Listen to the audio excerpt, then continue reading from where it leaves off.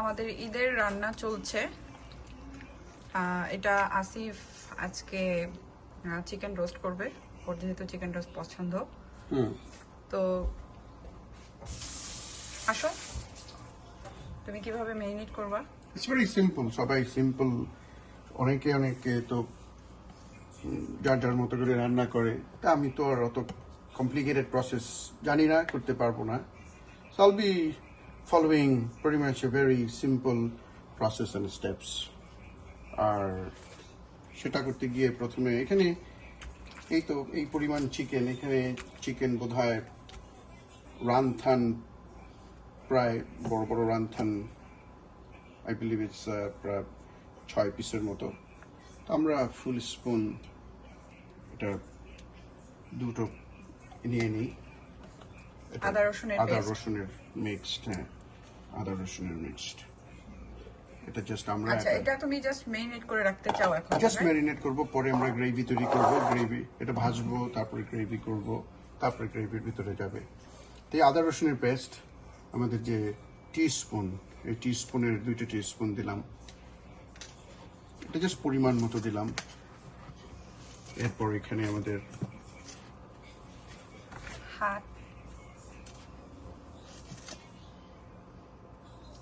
এটা সল্ট, হ্যাঁ, সল্টটা একটু পরিমাণ মতো দেওয়াই উচিত, না হলে যেহেতু রোস্ট একটু তোমার সুইট হবে।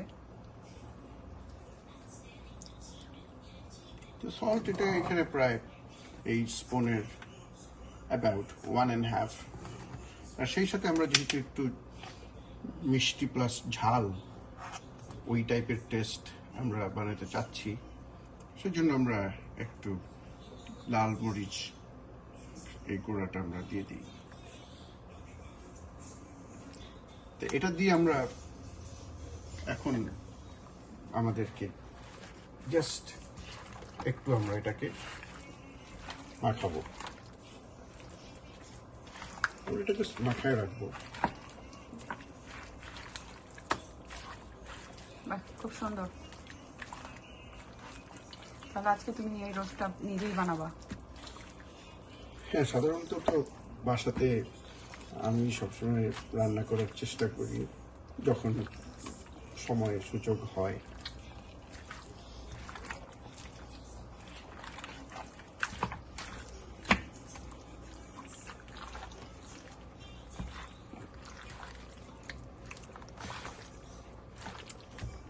তো এখন এটাকে মাখিয়ে তুমি কতক্ষণ রাখতে চাও?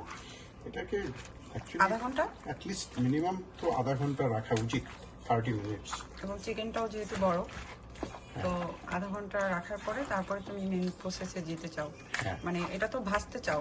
এটা আমরা তেলে ভাজবো। আচ্ছা, তাহলে ভেজে তারপরে তুমি গ্রেভি করবা, গ্রেভি করে দেন ছেড়ে দিবা। আচ্ছা, যেভাবে প্রসেসটা করে আর কি মেইনলি। আচ্ছা আচ্ছা, বুঝতে পারছি। ঠিক আছে, সমস্যা নেই। আমরা আধা ঘন্টা ওয়েট করি চিকেনটা ম্যারিনেশনের জন্য, আধা ঘন্টা ওয়েট করি। দেন আধা ঘন্টা পরে তুমি যখন গ্রেভিটা করবে তখন আমি আবার we can continue from that moment.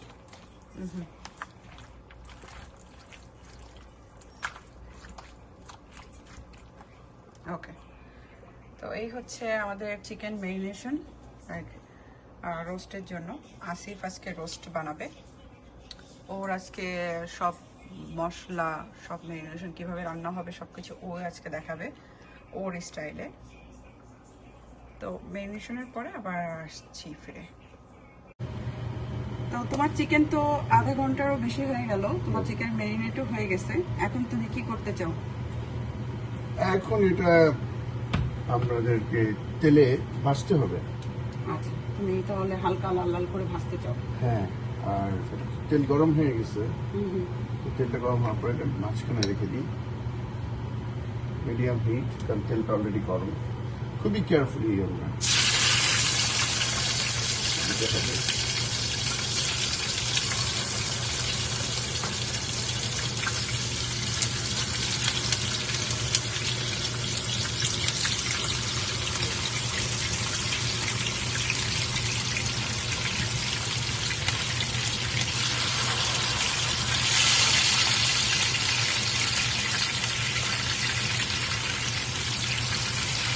তো চিকেনটা তুমি কি হালকা লাল লাল গোল্ডেন করতে চাও নাকি একটু কড়া করতে চাও?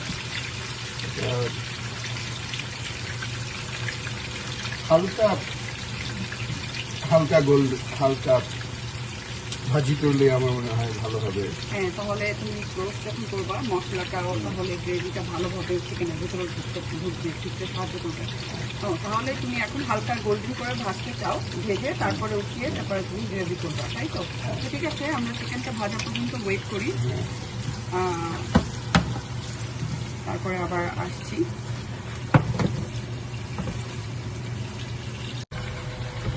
এখানে চিকেন এক পাশ হয়ে গেছে, আমি এখন আর এক পাশ হওয়ার জন্য দিচ্ছি। চিকেন লাল লাল হয়ে যাচ্ছে। চিকেনটা যেহেতু 1 ঘন্টারও বেশি সময় মেরিনেট ছিল, খুব সফট হয়ে গেছে।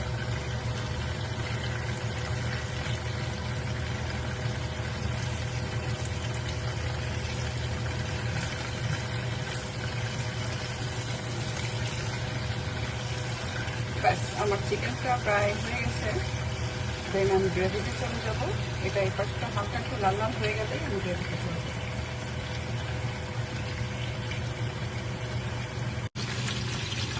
চিকেন এখানে হালকা প্রথম ভাগ ভাজা হয়ে গেছে, আমি উঠিয়ে নিচ্ছি।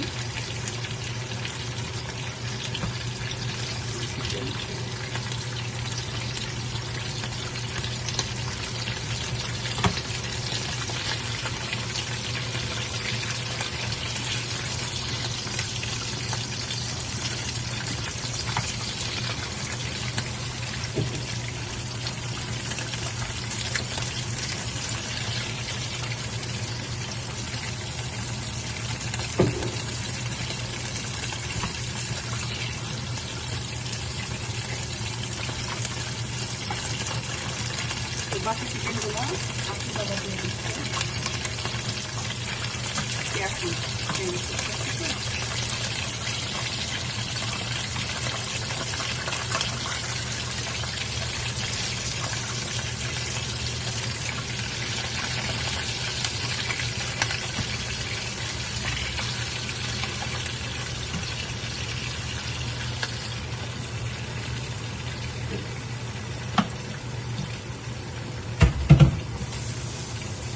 আর এক ব্যাচ দেওয়া হয়ে গেল চিকেন, এটাও হালকা লাল হয়ে গেলে আমি উঠিয়ে ফেলবো।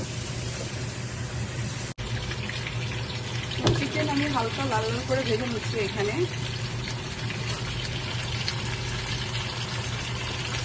এই পাশ হয়ে গেছে, আমি এই পাশ উঠিয়ে দিচ্ছি।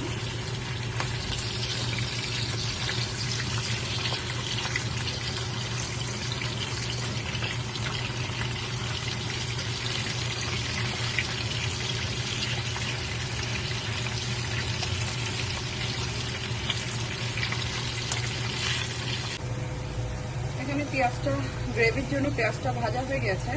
আমি এখন এখানে রোস্টের যে মশলাটা সেটা আমি গ্রেভি করে রেখেছি, এখন এটা আমি ঢেলে দিচ্ছি। যেহেতু আমার চিকেনের সাথে অনেক মশলা দেওয়া আছে, তো আমি এক্সট্রা মশলা এখন আর দিচ্ছি।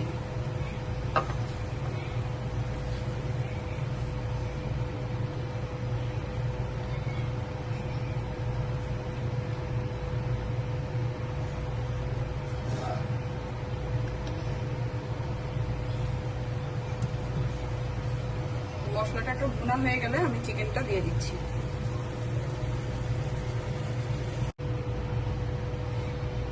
মশলাটা হয়ে গেছে, আমি এখন চিকেনটা দিয়ে দিচ্ছি।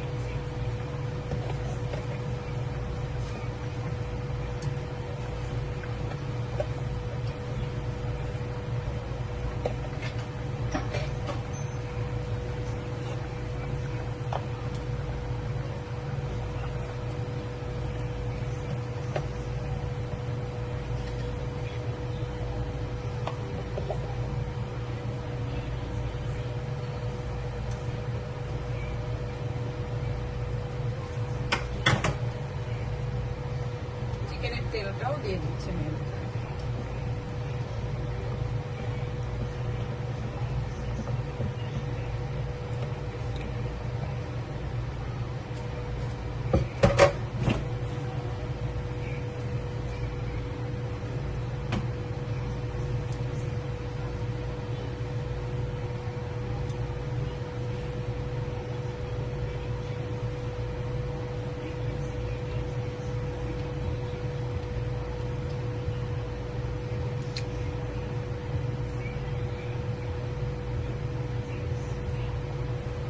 চিকেনটা একটু কষানো হলে 10 মিনিট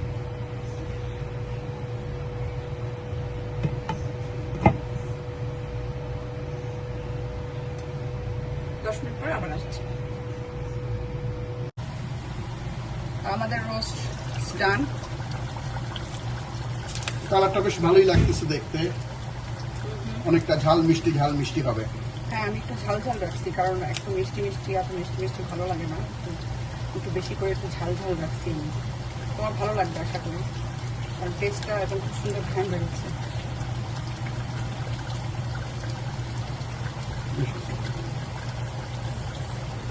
তো এখন একটু প্রায় ডান হয়ে গেছে, আমি তারপরে পেঁয়াজের ব্রেস্টটা দিয়ে দিব উপর দিয়ে।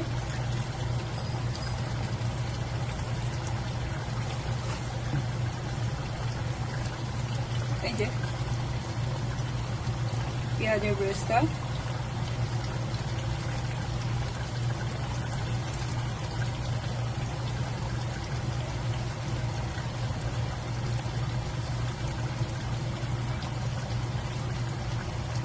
সুন্দর ঘ্রাণ বেরোচ্ছে।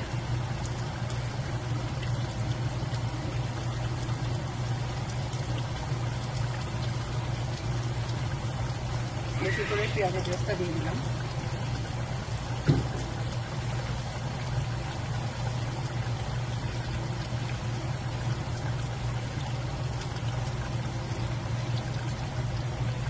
এখন একটু ঝোলটা মাখামাখো হয়ে গেলেই আমি এখানে নামিয়ে ফেলবো।